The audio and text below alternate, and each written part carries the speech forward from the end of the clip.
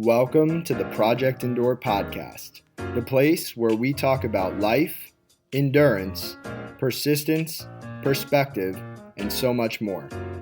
I'm Joe Rinaldi, and I'll be your host. Let's jump in.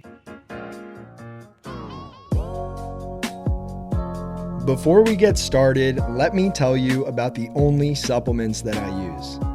For nearly 10 years, Bare Performance Nutrition has been on a mission to educate, inspire, and improve the performance of modern-day athletes, adventurers, and warriors through training, nutrition, and supplementation. With effective formulas that work as hard as you do and are third-party tested for prohibited substances, you can get results and reach your full potential with Bare Performance Nutrition.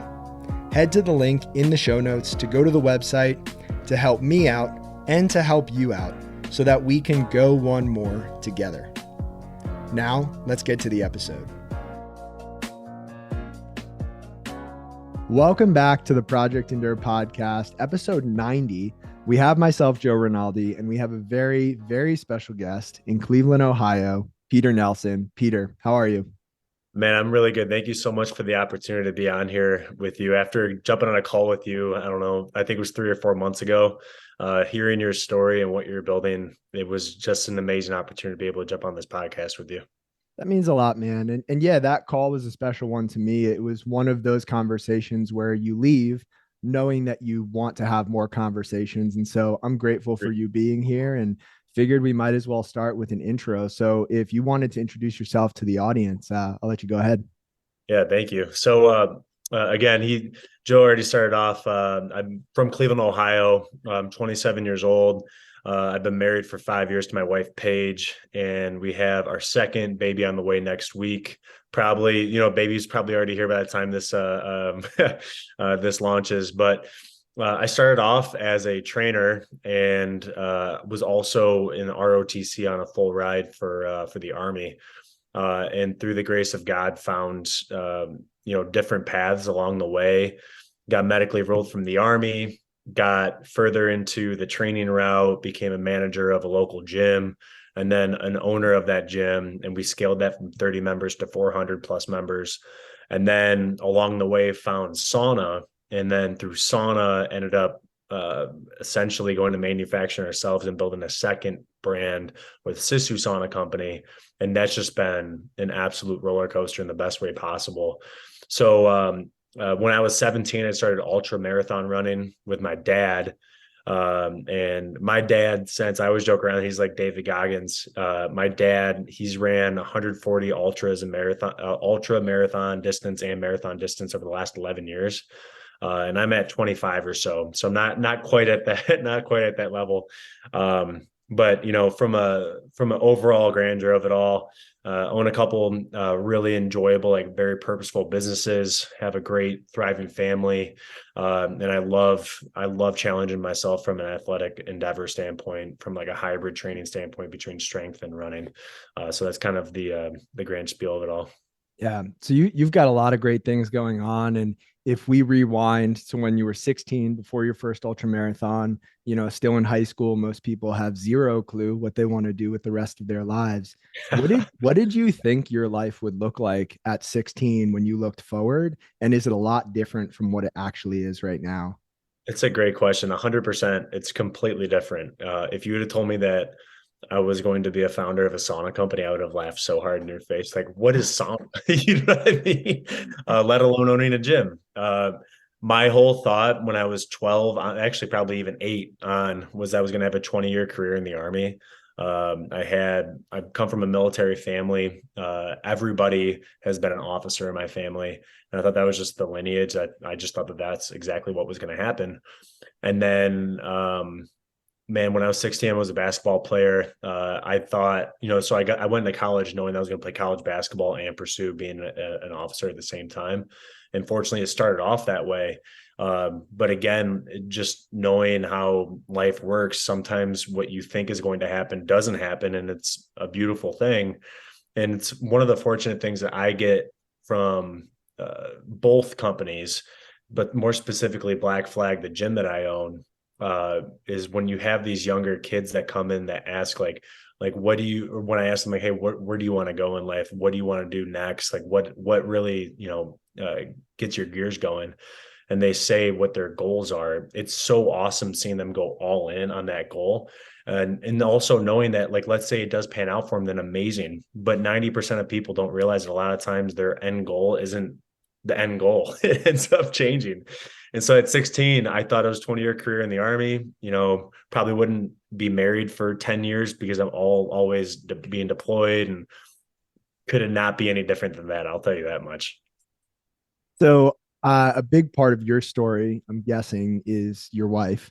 I'm curious how Yeah. you guys met and how that Oh man. changed, if at all, the trajectory of your life. Yeah. So I was, long story short, my freshman year in college, I was at the University of Kentucky and another school called Center College. I was dual enrolled. ROTC was at University of Kentucky, and all my academics and basketball were at Center College. I made some stupid college 18-year-old decisions that made me go into to transfer. And I ended up stop playing college basketball because the Army commitment was a lot for me at the time. So I ended up transferring to the University of Akron, where my wife was, little did I know that she was going there, but my best friend and my sister were both going there. So I ended up transferring there, and I met my wife on the first day. And it was at a Greek event. And I wasn't at much of a party or anything, but uh, she just had like these incredible eyes that just drew you in. I was like, oh my gosh. And little little did both of us know that 3 hours later that we would be spending a bunch of time together. And then that same night, I actually asked her to be my girlfriend because I was like so head over heels with her.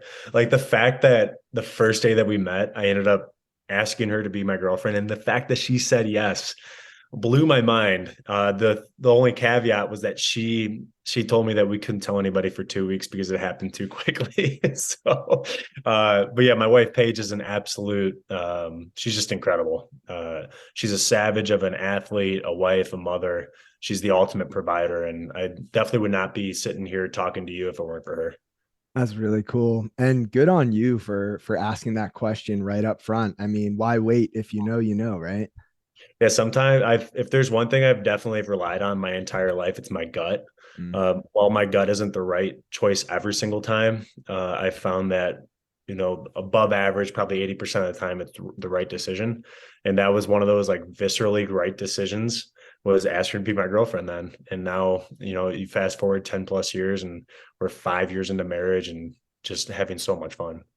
Now, let me ask you this. How long did it take for you to propose to Paige from the girlfriend question? It wasn't like the next week or anything, The was next it? day, no, I'm kidding. No, it was 2 years. It was 2 years. She comes from a pretty decent sized family. She's one of four siblings out in Toledo, Ohio, and then I come from one of three siblings. But my dad was one of nine.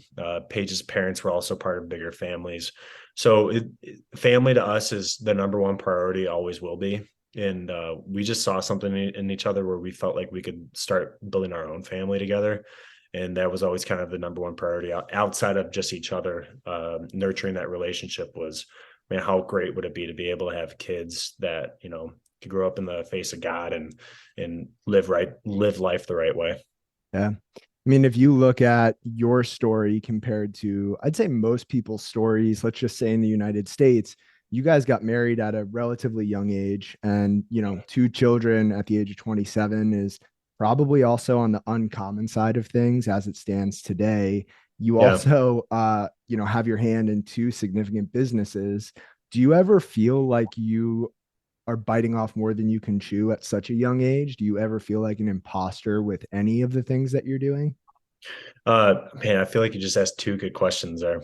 I would definitely say that I know my limits. I know my guardrails very well of where I could operate and what's most important. So that helps me make decisions, very educated decisions on whether or not something needs to happen, or whether or not we need to make a decision to add something or to remove something.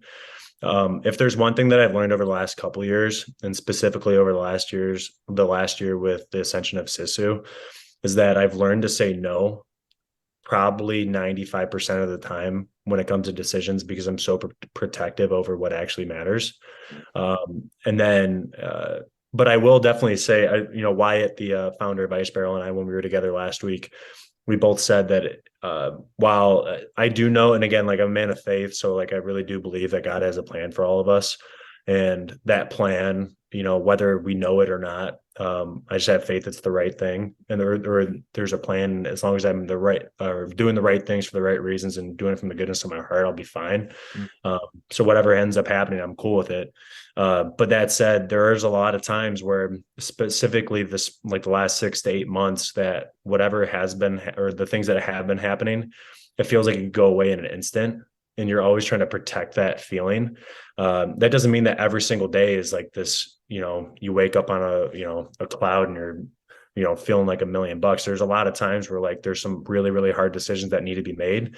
And I think like the imposter syndrome side has been definitely a thought recently, just because, it's still new and but I am learning, and I'm sure you've learned through all the connections that you've made, that's just a general feeling that a lot of people have, that we're all just very, very normal people. But I feel like the people that are really making it are just doubling down on their habits and doubling down on things that most people don't do daily.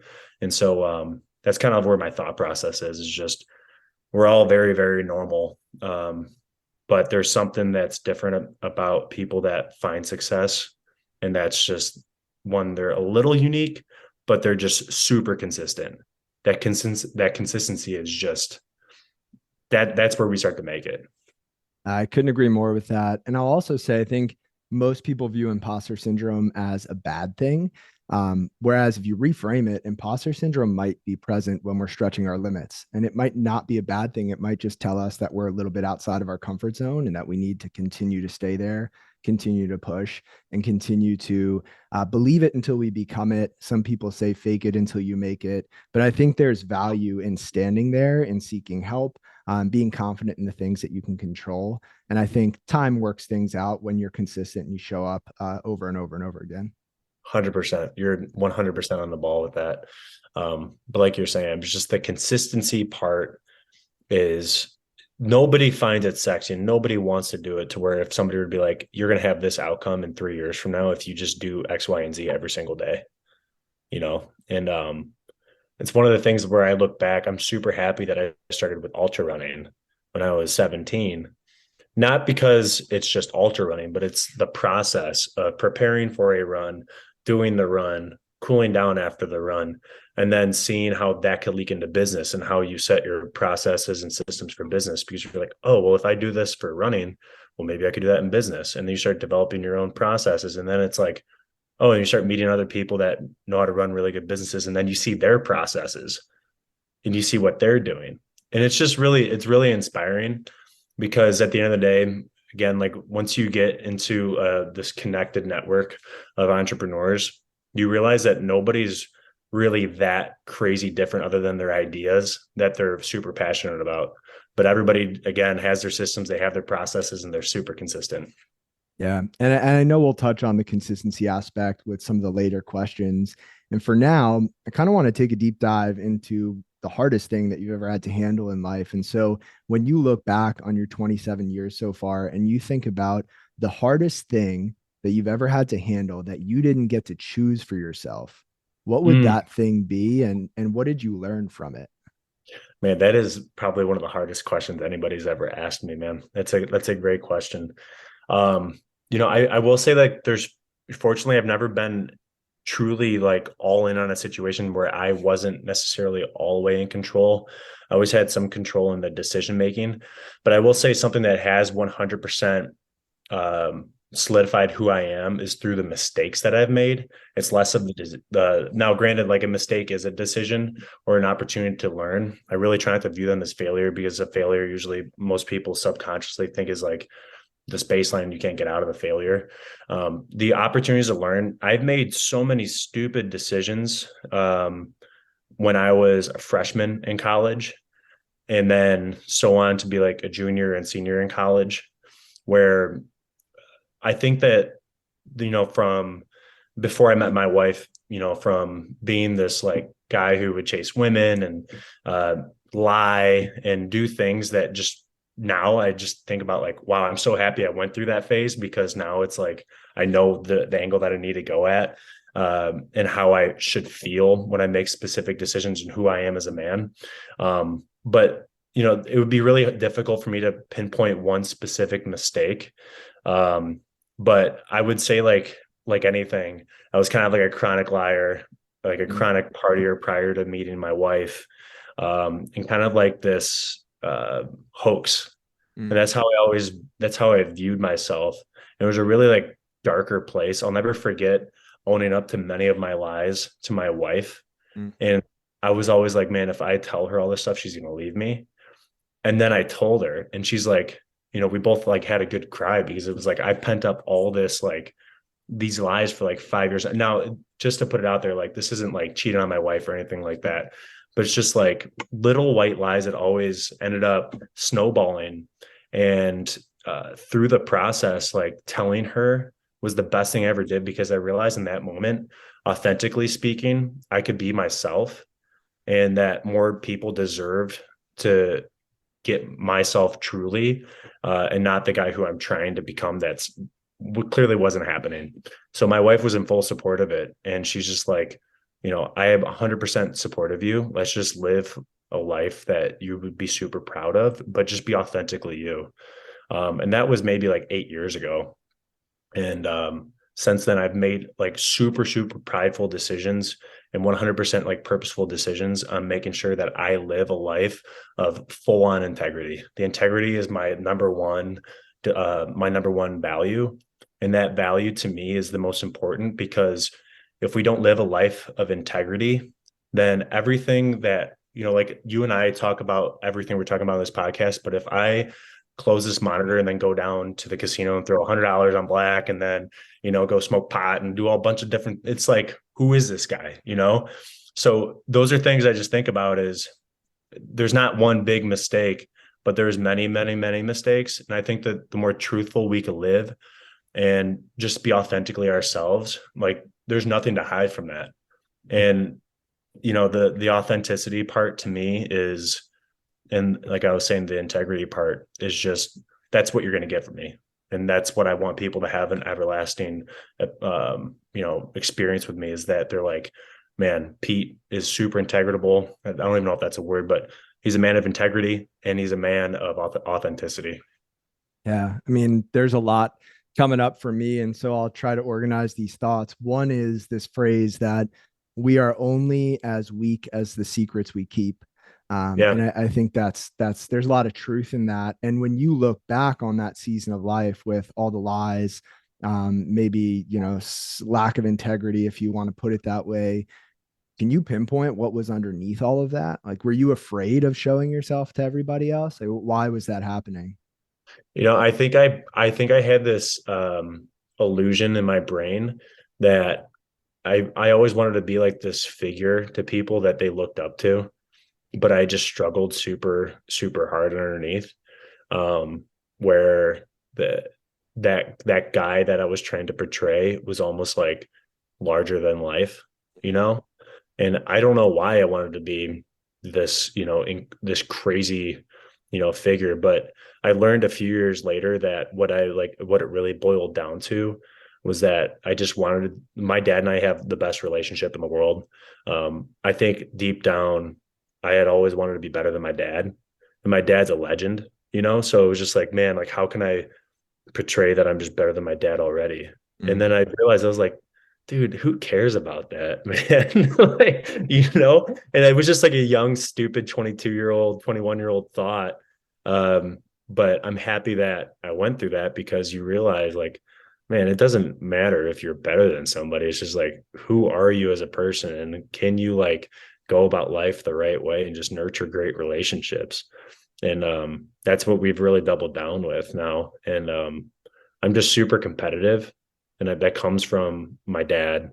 But at the same time, it's like, I don't, when I look back upon it, it would always stem back from trying to not appease my dad, but to be better than him. mm, And so you try to build this whole facade, and you realize like, wow, I was wasting my time. Uh, and, one way you could look at it is that maybe it wasn't an ultimate waste of time because it taught you a lesson that has helped you become the person you are today. But maybe there was 100%. a better way to get there if you had that foresight at the time. So, with that being said, integrity is a really deep, big topic. It's important. Um, when it comes to, let's just pick fitness, because I think that's something a lot of people listening to this podcast can relate Yeah. to. When it comes to fitness, it's 5 a.m. You wake up, you're going to go do this workout. It's raining outside. You don't really feel like it. You're tired. What goes through your mind and why choose that, even if nobody else would know whether or not you went to the gym? Yeah. And to preface that, I see social media as, people joke around that you haven't worked out unless if you posted to Instagram, Mhm. uh, I remember thinking that when I first started running ultra and first started, strength training, but it's not really a thought that goes through my mind. It was just like, this just needs to be done because this is the outcome I'm chasing. So let's say you have to wake up at 4:30 a.m. and you have to be on the road by 5 and you have to be back to wake up your son at 6:30 a.m. You don't have a choice. Either that or you're going to feel guilty. And I always like earlier on, not now, but earlier on, used to really feed into the decision making behind um, trying to stay away from the feeling of guilt and making sure that if this is truly the goal and truly the outcome, and if I'm living a life of integrity, then I need to do the work, right? And so I realized after failing at the 100-mile distance multiple times that it's really the process that ends up changing you. So that process of waking up at 5 a.m.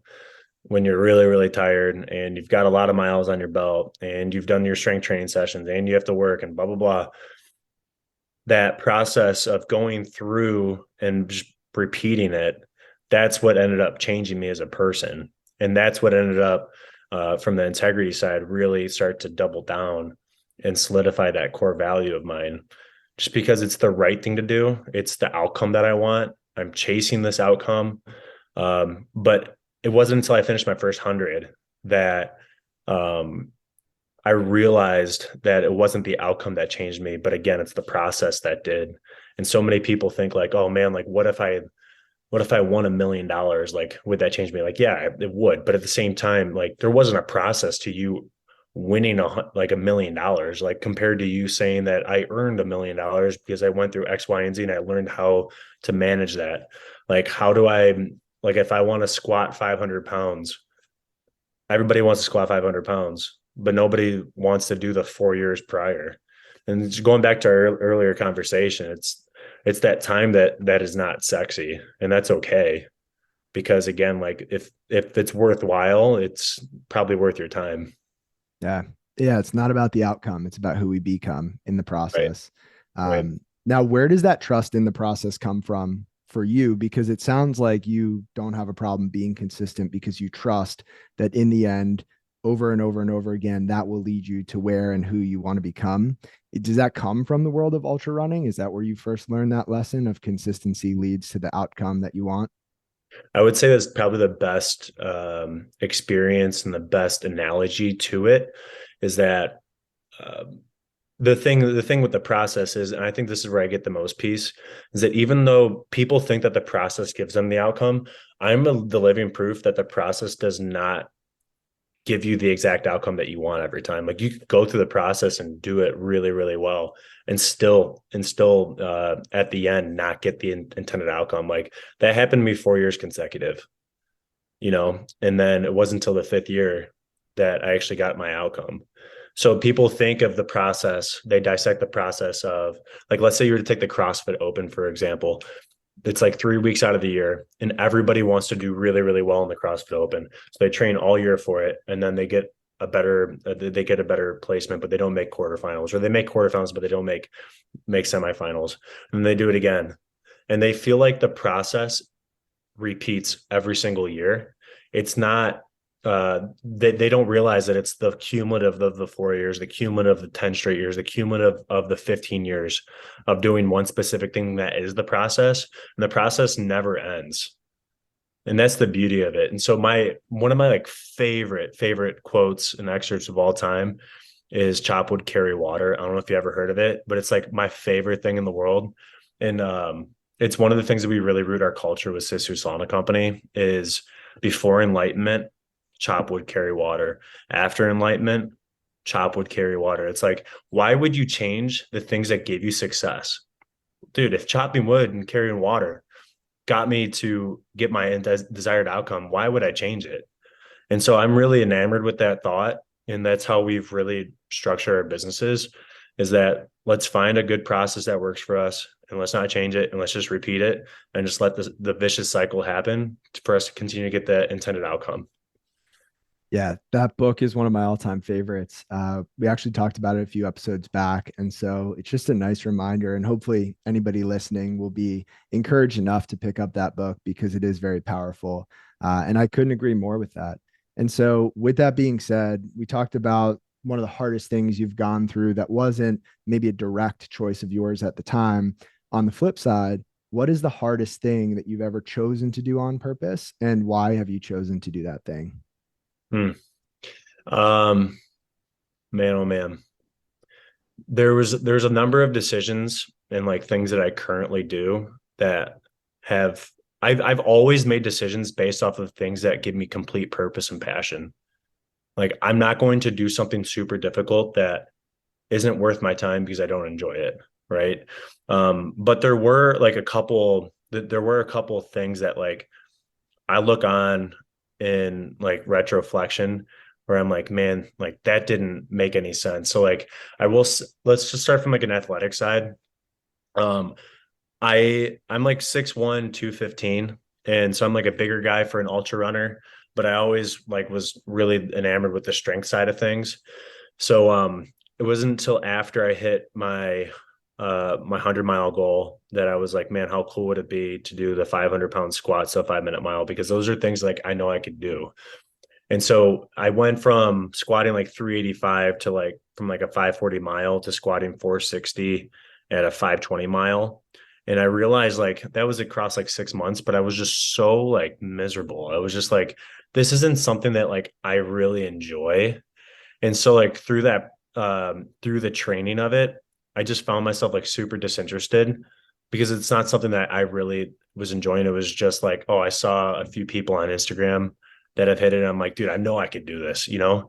But just because I know I could do it doesn't mean that I should do it. And so I realized there that it was a massive waste. And again, I shouldn't say it was a waste of time, but like during the moment I felt like I was like, wow, this is a massive waste of time. Like I don't have any passion for it. And I found myself back into ultra running again, you know, because it's just an area that I really enjoyed. um I will say from a there was one of the things that I found massive carryover outside of the fitness space, but just like in the general like life space, that I was really happy that we did, my wife and I, in our very first home here in Cleveland. We bought a fixer upper, and we were probably a year into marriage, and we bought it like pretty cheap. It was a gorgeous old 100-year-old home. And I have zero, like at this time, zero DIY skills, zero nothing. And we're like, man, we should just gut this thing. I don't want to include any contractors. Let's just do it. And so we, like the first day, we open up the door. Within a half hour, I'm already knocking down a wall. My wife's like helping. And I'll never forget, you know, 3 months later, we had the entire first floor completely down to the studs. We're eating out of the bathroom upstairs in the second floor, like lean cuisines. We've got like, it was not healthy. It was not a good environment. And mind you, this was like a Cleveland winter too, in an old brick home that was not insulated. So it was wild. But it was like a 5-month long process of learning through multiple failures in YouTube, and then our contractor friends giving us advice of going through and renovating our own home and opening it up and getting like the shaker cabinets and the white quartz countertops and making it our own. And that truly, when I think back, is like one decision that we did made that made a humongous difference in my life outside of ultra running. Like that was it, because talk about an area of just like blindly going in and having zero skills, zero and understanding, zero knowledge of that subject matter and just learning through trial and error. I'm so happy that we did it because it set our family up for success to grow a family there, and then ultimately be able to sell at a really good price point to move into a nice, big, beautiful home. But I found through that it gave me a lot of confidence well outside of renovating, and gave me confidence in business, gave me confidence in a lot of other things that sometimes I can go in blind, knowing that I just need to get started, and that getting started, while you may not have like this crazy intended outcome, just like getting started, whether or not you've got the tools or not, is sometimes better than not. So that was one thing that really sticks out to my mind. Do you have a maybe funniest moment from that renovation? Oh, Any big mistakes you can share with us? yeah. God, there wasn't anything crazy from a mistake standpoint. Like I wouldn't want to share it on the podcast knowing that the now owner could know. I'm kidding. It's not that. There was one time where we got it all the way down to the studs, except my wife was very adamant in not pulling down the ceiling. She really liked this one ceiling. And my contractor friend and I, after my wife was like, no, don't pull down the ceiling, she went to work. I was like, no, we're pulling down the ceiling. So we pulled down the ceiling. And when she came back home from work, it was like a Tuesday at 5 p.m. The entire now kitchen, which was the old dining room because we moved positions of the rooms in the house, was the entire ceiling was just on the floor in this massive pile of lath and plaster. So it was she came in, and I've never seen daggers quite like that before, and she still to this day like makes fun of me for it. But I always joke around like it was the right decision. But if there's like a silver lining in it, my wife and I joke around that if we have similar decisions like that, we always talk through it all the way now. Yeah, learning lesson. Yeah. So all right, three categories. I'll get a quick take from you in each. Ultra running, marriage itself, and parenthood. Mm. Any specific hardships, specific memories, lessons that you'd like to share in each of those categories: ultra running, marriage, and parenthood? I gotta say before I answer these, you've got an incredible you just have this incredible skill of asking questions. So you Thank you, just sound man. on point right now. They're all really difficult to answer. Uh, so every single one, if you were to like look at like a Venn diagram of all three of them, like the dead center of all of them is communication. Like you can't do all of them without communication. You can't uh, be a good husband or a good wife or a good business owner or a good ultra runner if you don't communicate. So, like we schedule things out well in advance. So my wife and I'll go over the week in advance, and then the night prior go over like what we have going on the next day. So you communicate early and often. So if there is a longer training run, like how am I scheduling around my wife's schedule and our son's schedule, and my business schedule, but at the same time making sure that she gets her own time because this life, the world does not revolve around me. I want to make sure that Paige gets her daily input for whatever makes her super happy. So definitely the communication side is massive. I will definitely say that having a understanding of schedule, like I was hinting at before, with son, with wife, with family, with business, and with ultra is super important because it just keeps you on track and gives you something to look forward to. And it also gives you organization and peace of mind. So you're not just going off on a whim for what you should be doing. And I don't know if do you have any kids, Joe? Not yet, no, Okay. but we have a puppy, which I've heard Amazing. is Yeah. comparable in ways, but not the same. Yeah. Sometimes our golden retriever could be worse than our son. So she's a trip.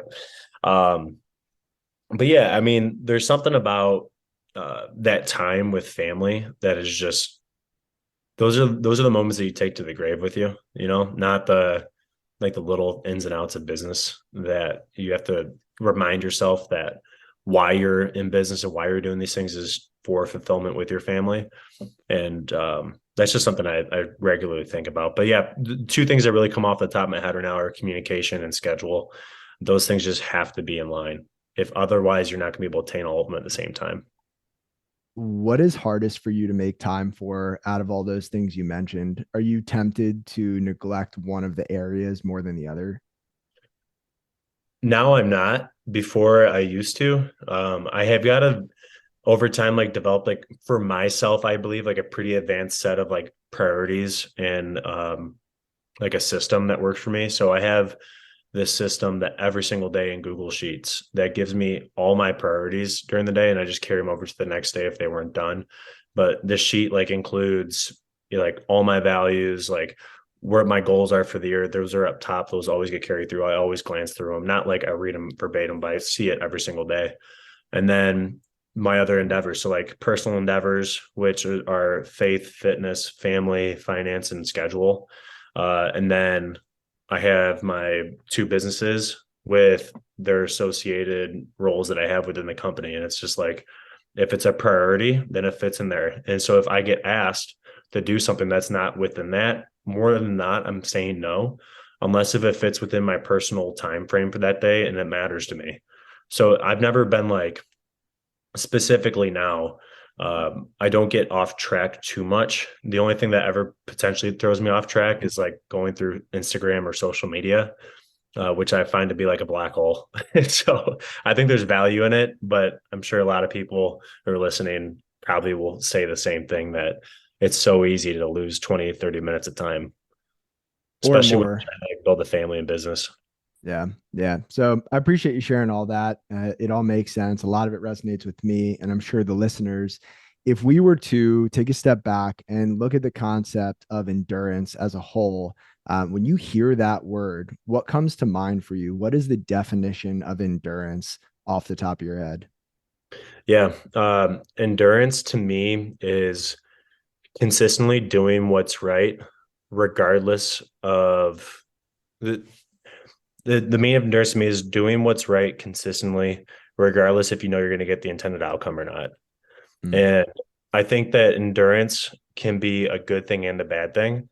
I think like you could endure for really great reasons and you can endure for really poor reasons.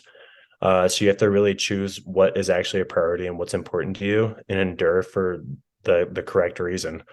And so that's where it's super important to know what your goals are and know what your values are. So you're able to really stay in track with what the ultimate endurance test is for.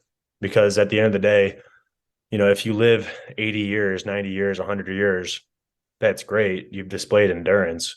Mm. But like, what's the application of the endurance? Is it, just because you want to live long? If that's the case, you're going to live a very fulfilling life. Like to me, I don't know when my time is up. Nobody does, but I'd rather live a very much more fulfilling life of things that meant a lot to me, that gave me great purpose, that made me laugh and smile and hang out with my family, as compared to just enduring for enduring's sake. Yeah, again, a couple episodes ago and really over the previous, 10 or so episodes, we've touched on this concept of endurance needs to be paired with something else, direction or Yeah, purpose. Endurance without purpose, endurance without direction can just lead to exhaustion, right? You can yeah, run around in circles your entire life and you can endure in that way, but for what? So I want to share a quote from Rollo May, who said the relationship between commitment and doubt is by no means an antagonistic one. Commitment is healthiest when it is not without doubt, but in spite of doubt. In other words, commitment can't really exist. Meaningful commitment can't really exist without doubt. When you don't know what the outcome is, you show up anyway. You choose to be consistent. You choose to endure with a direction over and over and over again in the face of doubt. And so when it comes to the role of doubt in your life, like what are some of your biggest doubts? Do you have doubts about yourself? Do you have doubts about the world? Do you have doubts about the path you're on? Right? Because I think we all have something. But what doubts do you have? man.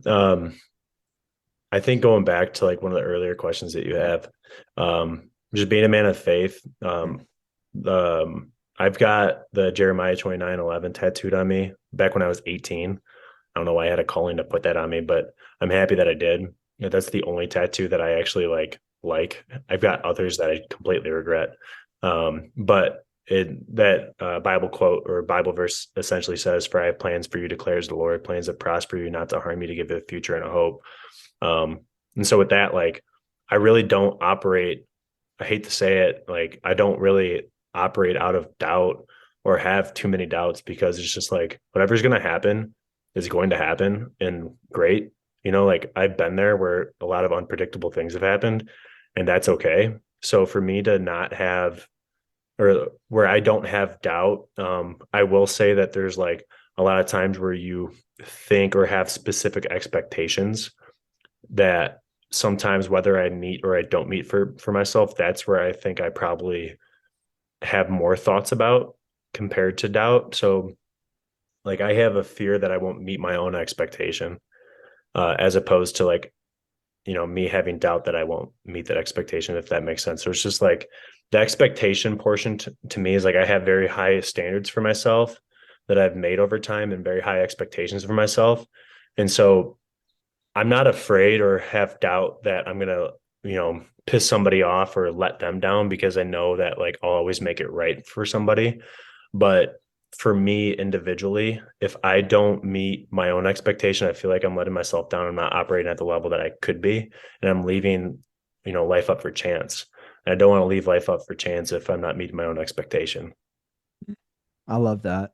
Now, I wasn't planning on asking this question, but it came into my mind, so might as Yeah. well. Uh, you have high expectations and standards for yourself. I would imagine that you also have high expectations and standards for other people. Mhm. However, as we all know, especially in the world of business, other people can disappoint us. Other people can let us down. Other people can fall short of our hopes and expectations. How do you deal with that? How do you deal with that in a loving way, and also in a way where you want to lift people up to those expectations? Because I imagine you do. So to rephrase that question, how do you internally manage when other people let you down? And then how do you externally lift other people up to those expectations you have of them? Yeah, I think the first thing is developing a culture around opportunities to learn.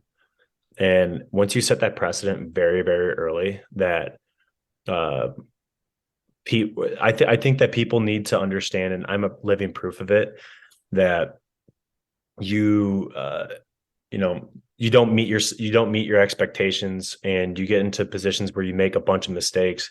But little do you know, as you're going through that, and like those low moments, like that's how you refine your systems, that's how you refine your processes, and that's how you eventually become, somebody. And so through the mistakes, I think that you have to create a culture that accepts mistakes, but knowing that, in my number one rule is I never repeat the same mistake. Right. So like, it's okay to make, many, many mistakes, because that's how you refine it. But what are you doing to combat from repeating that same mistake second, third, and fourth time? And then if at that point that you've made that same mistake multiple times, then we need to have a sit down and go over like, what's not working for you? Like, how can I help you? Right. Because that's, at the end of the day, like, a culture is rooted in relationship. And so if we have these standards and values within our culture that we all expect of each other, and but we don't like have a checks and balances system to make sure that people understand and uphold those, and understand like, hey, it's okay that you made that mistake, like what are you doing to learn from it, like how can we make it better the next time? Like, if you're not doing that, then you're just spinning your wheel, you're just that mouse on the wheel continually turning, and you're not going to make any progress that way. Make new mistakes. I love that. Yeah. Yeah, and it's okay to make new mistakes. Like, you're never, and that's the thing, like, you're never intending to make a mistake, it just happens. But more often than not, like, that's a good thing that happened, because you're challenging, you're pushing forward, because you're doing it out of the goodness of your heart and the goodness of your passion, and that's how you refine it. So before we get to the final question, what's next on the calendar for you when it comes to ultra races, if you even have anything? Yeah. So I had last Friday, my buddy Nick and I ran from Cleveland to Akron, which is a 40-mile run. That was a ton of fun. It was on St. Patty's Day, and it was kind of a similar day like this, super rainy, a little bit colder. Definitely made for a very memorable run. We had about like 1,500 to 2,000 feet of elevation gain and loss. So there's quite a few hills once you get south of Cleveland. So that was fun. Truthfully, I purposely did not throw anything on the books in the short term with baby girl arriving here so soon. But I am very, very, this is kind of a bucket list item and it means a lot to me. I've always wanted to host my own ultra marathon and endurance challenge. So there's this nasty hill in Cleveland called Hogsback Lane. And it's like 200 feet at like a 15 to 20% grade. Ooh. And so you run through, it's really, really beautiful too. It's in the Metro Park system. So you go down the hill and back up as many times as you can in 12 hours. And so this is going to be 100% donation based for cancer. And specifically for my dad's situation, I never pointed at it earlier in the podcast. So my dad was unfortunately diagnosed with tongue cancer about 4 months ago and went in for his treatment and surgery to remove the cancer. And they removed 50% of his tongue. And they had to take skin and arm veins from his left arm to restructure the new tongue, and then veins from that same arm to put into the side of his neck, and then remove lymph nodes. And so 2 days later, was doing really well. Him and I were together like 9 o'clock at night. He had a stroke in front of me. And the stroke happened in his cerebellum, which is in the backside of his brain, which controls motor function and coordination. And so, really like unfortunate turn of events. He ended up the next day having emergency brain surgery. And through the emergency brain surgery, ended up becoming very successful. And this is 2 months ago that he had this brain surgery. And he's upwards of 28 miles weekly now, upwards of 4 to 4.5 miles daily of walking and running. He had to relearn how to walk and run, had to relearn how to write, how to relearn how to talk. But as I was sitting there in the hospital, I was thinking like, man, there's got to be a way for us to be able to give back to somebody that would not be able to have emergency brain surgery. So Hell on Hogsback, which is the name of the race, there's 3 different options. There's a 1 hour fun run option. There's a 2-man team option for 12 hours. And there's a single man option for 12 hours. All of it is donation based. That's all going to go in toward one fund. And then we're going to hand deliver one fat fund and check to a family in need that would not be able to afford a surgery like this. And they would all go through application, and then we would decide on the one. So this will be our first inaugural year of it. That'll be August 26th. I will 100% be running the 12-hour option. So that's down the road later this year that I'm really looking forward to hitting, but I might hit a couple more, before then, but we'll see. First of all, that's incredible. That's a great cause. It sounds like a great race. I'll have to check my calendar, but that sounds like something I'd be into. Yeah, I think there's gonna be a lot of people that are gonna come in from town that I've gotten to get connected with Sisu, and it'll be like a big party. Yeah. Now, if you don't mind me asking, earlier I asked you what was the hardest thing that you've ever had to handle, and from an outside perspective, it almost sounds like what you just described might fit that answer. You don't have to go into detail if you don't want to. I mean that. But what was the experience like for you when you realized your dad's recovery wasn't going the way that you had all hoped, and to watch him have that stroke? Yeah, really, really great question. To give more context, um, my wife and I decided on our baby girl's name. Her name's gonna be Charlotte Nelson, but we'll call her Charlie after my grandpa Charlie, who's like one of the most influential men I've ever met in my life. Former director of marketing for Glidden Paints, just a stud. There was a moment in time, we just moved into this new home. I got my wife and my son out to Toledo back at her family's house so we could renovate during this whole week. But ironically, that was the same exact week that my dad's situation went down.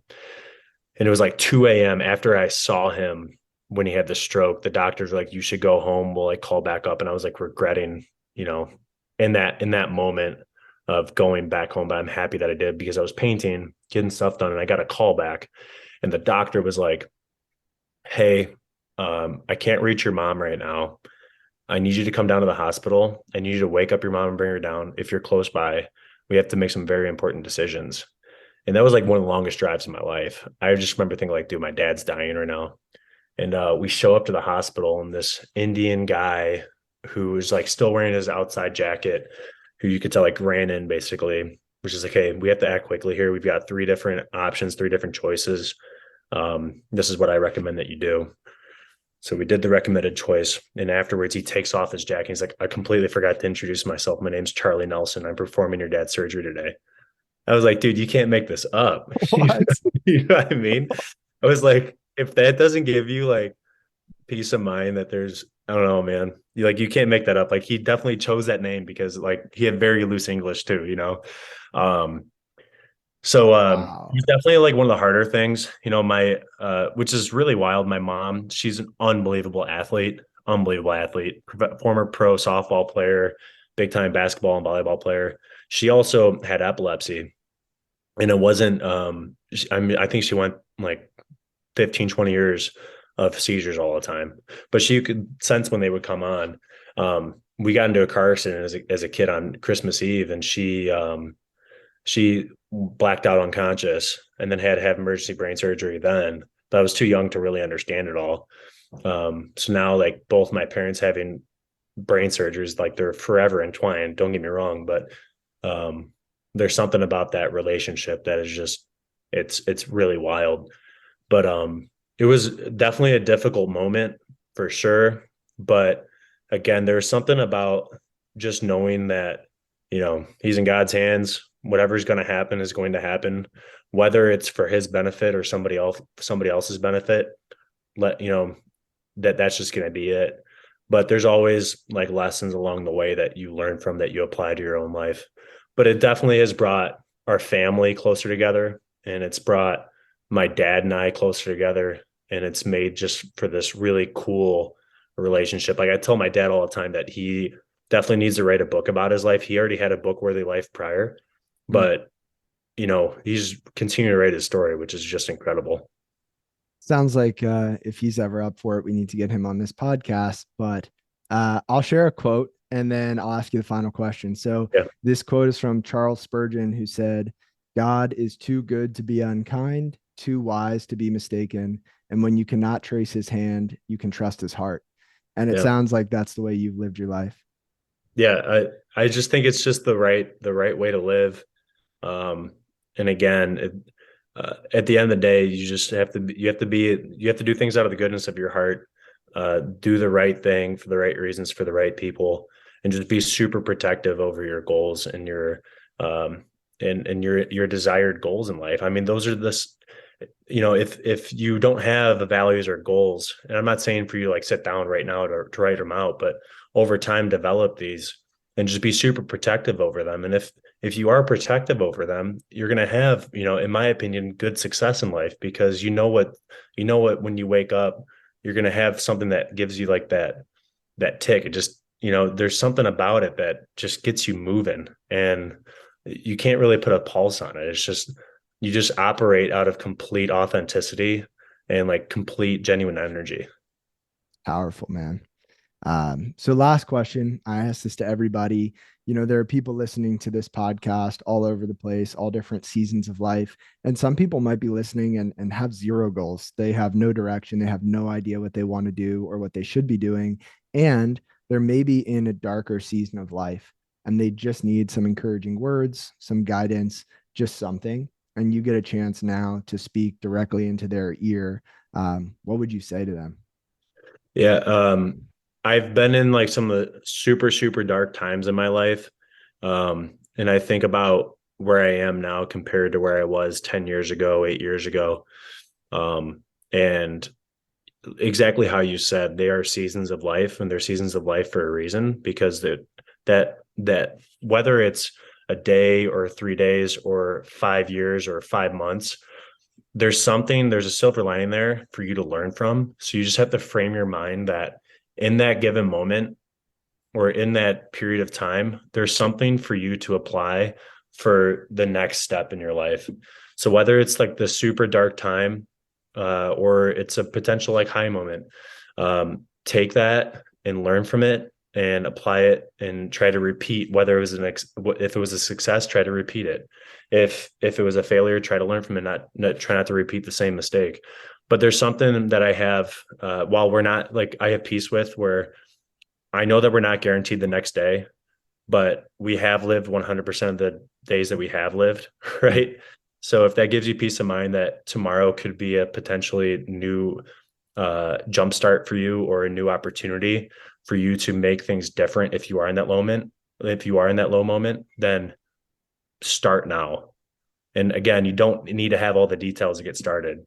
Just if there's something that you know that is off that needs to change, just start. And just starting is going to start the process. And that process is going to get you to the outcome. Buy that house, rip out all the walls, take down the You don't ceiling. have to do that, but figuratively speaking, sometimes, I mean, figuratively speaking, sometimes we have to renovate our minds, man. Sometimes you got to truly, it sounds super philosophical, but sometimes you got to take your brain down to the studs and rebuild it. That might be the episode title, Renovate the Mind. I Yeah, love renovate that. the mind. I love that. So with that being said, Peter, if people want to reach out to you, if they want to learn more about what you're doing, or just, follow along with the journey, where should they do that? Yeah, man. You could follow me on Instagram. That's where I'm most present on from a social media side. My personal Instagram is at Peter Nelson II, which is the second. And then you can follow our businesses. Black Flag is at at Black Flag _ athletics. And then Sisu Sauna is SISU, or at SISU _ sauna.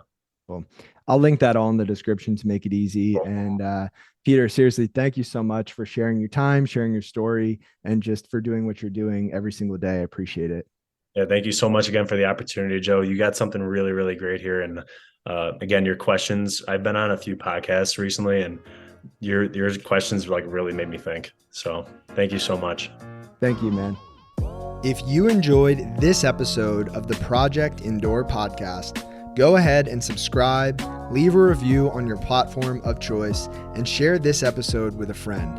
It helps us get more conversations like this out to more people like you. We appreciate you, and we'll talk to you next time. And one more thing.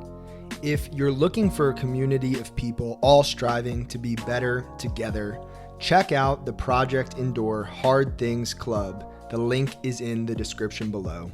We'd love to have you.